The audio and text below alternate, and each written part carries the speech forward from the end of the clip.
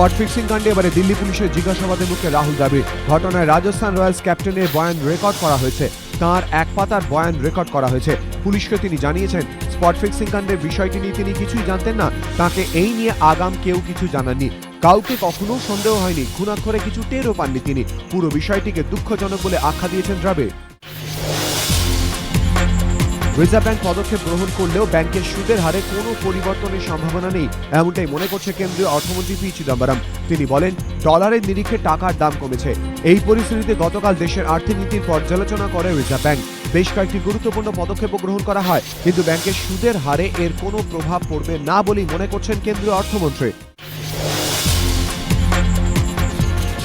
উৎকর্ষের পথে যাত্রা শুরু করে প্রেসিডেন্সি সংস্কার এনেছে একাধিক ক্ষেত্রে। শিক্ষক নিয়োগ থেকে পাঠ্যক্রমের বৈচিত্র্য, স্বাতন্ত্র্য এনেছে 200 ছুঁই প্রেসিডেন্সিতে।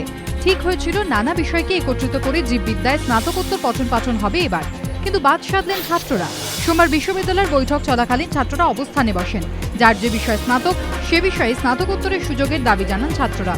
কর্তৃপক্ষের উপলব্ধি, পড়ুয়াদের ভবিষ্যতের জন্যই উপযুক্ত জীববিদ্যা স্নাতকোত্তর। এই মনোভাব নিয়েও ছাত্রদের দাবি চালছেন অতিস্বীকার কর্তৃপক্ষের।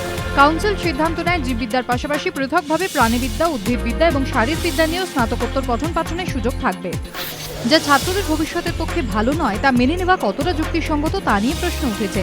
যদিও উপাচার্যের ব্যাখ্যা, বিষয়ে ছাত্রদের সঙ্গে আলোচনা চালাবে কর্তৃপক্ষ। জীববিদ্যা স্নাতকোত্তরের মোট আসন 50টি।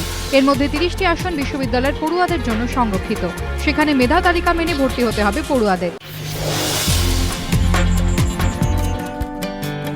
ভিকি ডোরার ম্যাড্রাস ক্যাফের পর পরিচালক সুজিত সরকারের নতুন ছবিতে অমিতাভ বচ্চন। তেমন সম্ভাবনার কথাই জানালেন সুজিত নিজে। জানালেন, ছবির শুটিংও হবে কলকাতায়। কলকাতায় শুটিং, অমিতাভ বচ্চনকে কি বাঙালি চরিত্র দেখা যাবে?